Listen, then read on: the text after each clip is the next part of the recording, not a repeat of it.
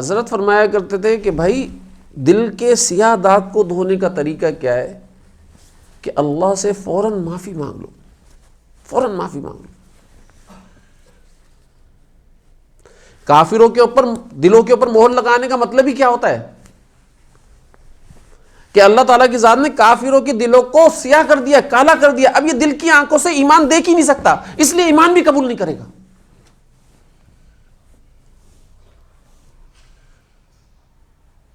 اور اس کی مثال اللہ تعالیٰ کی ذات نے قرآن کے اندر ارشاد فرمائی، او کظلمات فی بحر لجی یغشاہ موج من فوقہ موج من فوقہ سحاب ظلمات بعضها فوق بعض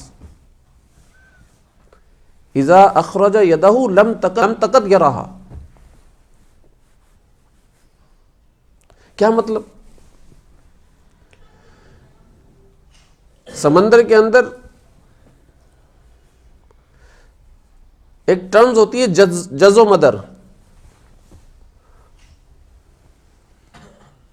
جس میں لہریں بہت تیزی کے ساتھ اٹھتی ہیں، بہت تیزی کے ساتھ اٹھتی ہیں، 20-20 فٹ اوپر جاتی ہیں لہریں، اور اس لہروں کے نیچے لہریں ہوتی ہیں، پھر لہروں کے نیچے لہریں ہوتی ہیں۔ اللہ تعالیٰ قرآن شریف کے اندر ایسا بتا رہے ہیں کہ لہروں کے نیچے لہریں ہوتی ہیں، اور پھر اس کے اوپر آسمان ابر آلود ہوتا ہے، بادل چھایا ہوتا ہے۔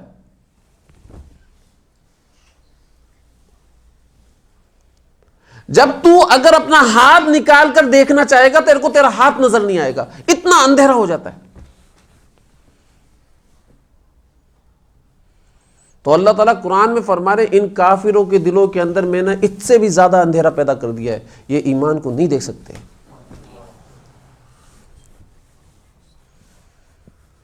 اس سے بھی زیادہ اندھیرا کر دیا ہے۔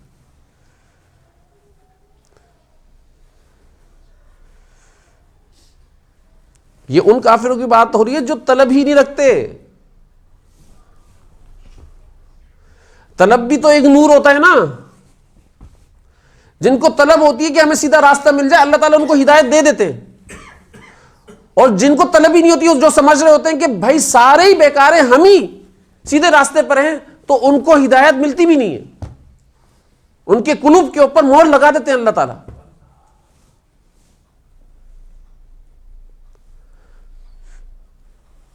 ایک شخص فرانس کی کمپنی کا تھا، کیپٹن تھا جہاز کا،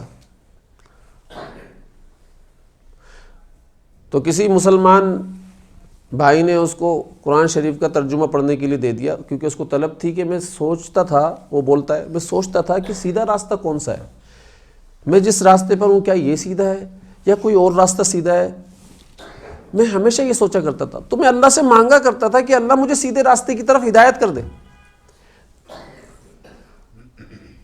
تو ایک مسلمان بھائی نے اس کو ترجمہ دے دیا، اب وہ پڑھتا رہا ترجمہ، اس میں ایک آیت یہ بھی آئی او کظلمات، اور جب میں نے اس کا ترجمہ پڑھا تو ترجمہ پڑھنے کے بعد بات ایسی ہی تھی جیسے اس میں لکھا ہوا تھا،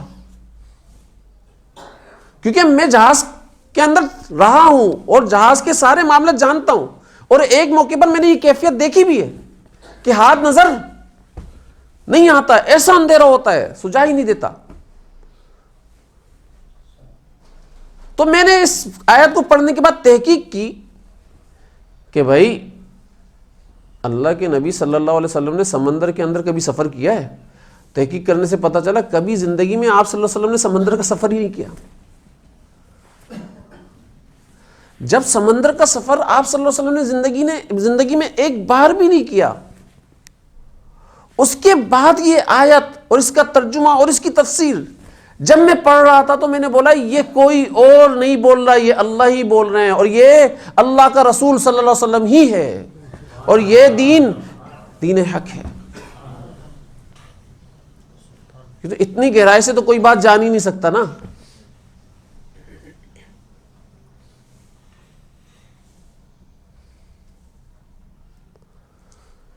تو فوراً اس نے اسلام قبول کر لی۔ بھائی ایسے ہی نا سالکین کے قلوب کے اندر نا اندھیرا ہوتا ہے، اندھیرا، گپ اندھیرا ہوتا ہے. کس چیز کا اندھیرا ہوتا ہے؟ وہ گناہوں کا اندھیرا ہوتا ہے. گناہ کی لہر پر لہر چڑھی ہوئی ہوتی ہے، لہر پر لہر چڑھی ہوئی ہوتی ہے. اب وہ اپنے ایمان کو نکالنا بھی چاہتا ہے تو اس کو ایمان نظر نہیں آتا. ہے موجود ہے، ہاتھ موجود ہے، ہاتھ نظر نہیں آ رہا. تو ایسے ہی ایمان نکالنا بھی چاہتا ہے نا، تو اس کو نظر نہیں آتا.